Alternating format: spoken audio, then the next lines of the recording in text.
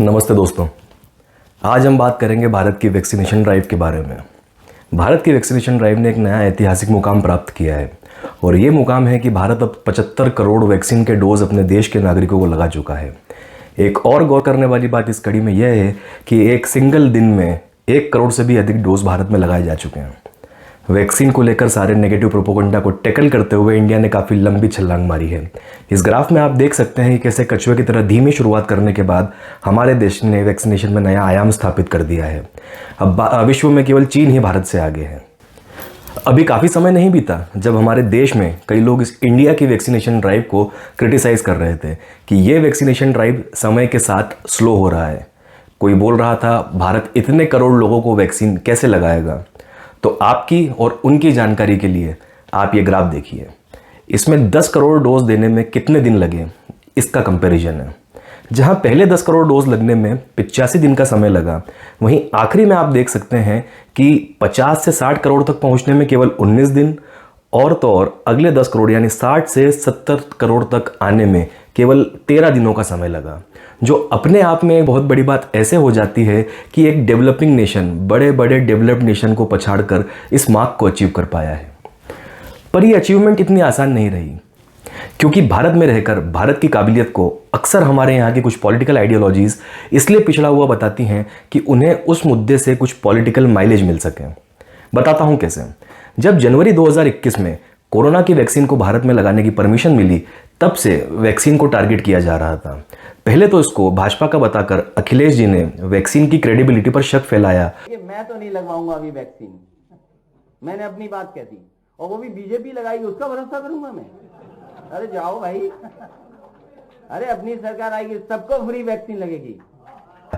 इसके बाद इस प्रकार के ट्वीट करके लोगों को और बरगलाया। फिर इनकी ही पार्टी के एक एमएलसी ने वैक्सीन को नपुंसक बनाने वाला तक बता दिया। यदि वो नहीं लगवाते तो क्या आप लोग भी नहीं लगवाएंगे? अगर वो नहीं लगवा रहे हैं तो हमें लगता है कि कहीं ना कहीं उस वैक्सीन में कुछ ऐसी चीज़ें हों कि नुकसान हो जाए और हमें लगता है कि बाद में लोग कह दें कि नहीं, जनसंख्या कम करने के लिए, मारने के लिए लगा दिए वैक्सीन, तो आप नपुंसक बना, कुछ भी हो सकता है। तो इसलिए अगर आदरणीय अखिलेश यादव जी ने इस बात को कहा है तो हमें लगता है सिर्फ समाजवादी पार्टी नहीं, पूरे प्रदेश की किसी जनता को वैक्सीन नहीं लगवाना चाहिए। कांग्रेस के शशि थरूर ने कहा कि सरकार वैक्सीन की प्री मैच्योर अप्रूवल दे रही है, क्योंकि इस वैक्सीन के 3rd फेज का ट्रायल अभी भी बचा हुआ है, तो ये इस्तेमाल करने में खतरनाक हो सकती है।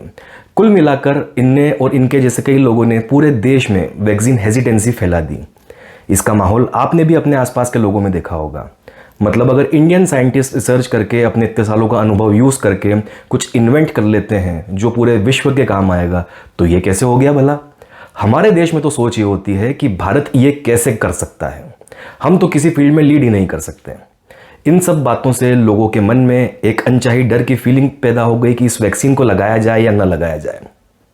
वो तो जब भारत में दूसरी लहर की शुरुआत हुई, तब चारों ओर अस्पताल में बेड ना मिलना, ऑक्सीजन की कमी और दर्दनाक मंजर देख सब लोगों ने हेजिटेंसी छोड़ी और बोला कि वैक्सीन कहाँ है। हेजिटेंसी फैलाने वालों की ओर से तब यह सवाल पूछा गया कि हमारे बच्चों की वैक्सीन विदेश क्यों भेज दी। तो भैया, जब बच्चों की वैक्सीन अभी तक आई नहीं है तो उसे विदेश कोई कैसे भेज सकता है।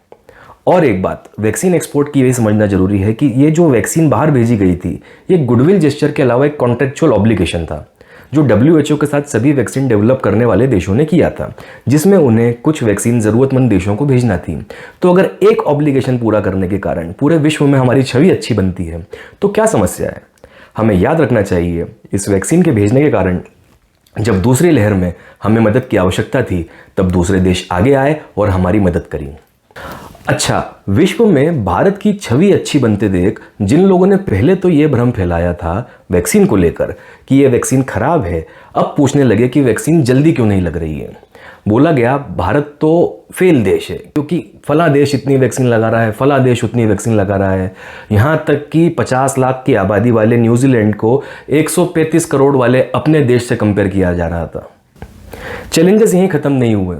दूसरी लहर के दौरान जब वैक्सीनेशन की जिम्मेदारी राज्यों की थी, तब कुछ स्टेट्स ने वैक्सीनेशन में खराब मैनेजमेंट दिखाया। चूंकि हेल्थ सेक्टर स्टेट सब्जेक्ट है, इसलिए स्टेट की गवर्नमेंट यानी कि CM इसको हैंडल करते हैं। सेंट्रल गवर्नमेंट स्टेट्स को नॉमिनल रेट पर वैक्सीन अवेलेबल करा रही थी, लेकिन कुछ स्टेट्स को छोड़ दें तो बाकी लोग केवल हल्ला मचाने में लगे थे बजाय वैक्सीनेशन लगाने के। राजस्थान में तो कूड़े में वैक्सीन पाई गई। और दिल्ली और कुछ राज्य आरोप लगा रहे थे कि सेंट्रल गवर्नमेंट हमें वैक्सीन नहीं लेने दे रही है। तो इन सब के चलते जून महीने में प्रधानमंत्री मोदी ने वैक्सीन को केंद्र सरकार के अंडर लेकर 21 जून से 18 साल से बड़े सभी लोगों को फ्री ऑफ कॉस्ट वैक्सीन लगाने का फैसला किया। वैसे तो फ्री स्कीम कभी भी अच्छी नहीं होती है, क्योंकि उससे गवर्नमेंट पर एक्स्ट्रा बर्डन आता है और पॉलिटिकल लॉस के डर से एक बार शुरू हुई फ्री स्कीम को चालू रखना पड़ता है। खैर, उसके ऊपर बाद में बात करेंगे। भारत में पूरी आबादी को वैक्सीनेट करना मतलब 2 डोज के हिसाब से 270 करोड़ डोज का इतनी जल्दी वैक्सीन बनकर आ पाना वैसे भी मुमकिन नहीं था। अगर आज का भी देख लें तो कुल दिए जाने वाले डोज यानी 270 करोड़ में से केवल 27% डोज दे पाए हैं। और आज भी आप कुछ नेताओं या उनके प्रवक्ताओं से सुन सकते हैं कि डबल डोज कितने लोगों को लगे। माना डबल डोज अभी कम लगे हैं, पर इतने कम समय और कम रिसोर्सेज के साथ ये भी बहुत बड़ी उपलब्धि है कि हम 75 करोड़ वैक्सीन दे पाए। और पुरानी महामारियों के समय तो वैक्सीन आने में सालों लग जाया करते थे, पर तब तो सब मौन मौन रहा करते थे। और वैक्सीन कोई मैगी नूडल या जलजीरा नहीं है कि 2 मिनट में बनाकर आपको प्लेट या ग्लास में सजाकर दे दिया जाए। एनीवेज, वैक्सीनेशन सेंट्रल के अंडर आ जाने के बाद से इस वैक्सीनेशन ड्राइव में काफ़ी तेज़ी आई है और आज आलम यह है कि हम वर्ल्ड में सबसे ज़्यादा वैक्सीन लगा चुके देशों में से एक हैं। अगर आपने भी अभी तक किसी हेजिटेंसी का शिकार होकर वैक्सीन नहीं लगाई है तो आप भी बिना किसी कंफ्यूजन के कि कौन सी वैक्सीन अच्छी है कौन सी बुरी, आप वैक्सीन लगवाइए। और जो भी आपके संपर्क में आता है उसे किसी भी प्रकार की अगर हेजिटेंसी है तो उसे भी वैक्सीन लगाने के लिए प्रेरित करें। और भविष्य में भी यदि अगर भारत किसी फील्ड में आगे बढ़ता है तो उस पर गर्व करें या उसके किए हुए प्रयास की तारीफ करें, ना कि उसे क्रिटिसाइज करें। वाजपेयी जी व्लॉग्स में आज बस इतना ही। वीडियो अच्छा लगा हो तो लाइक करें, शेयर करें, हमारे चैनल को सब्सक्राइब करें, कमेंट के माध्यम से अपने विचार भी रखें। धन्यवाद।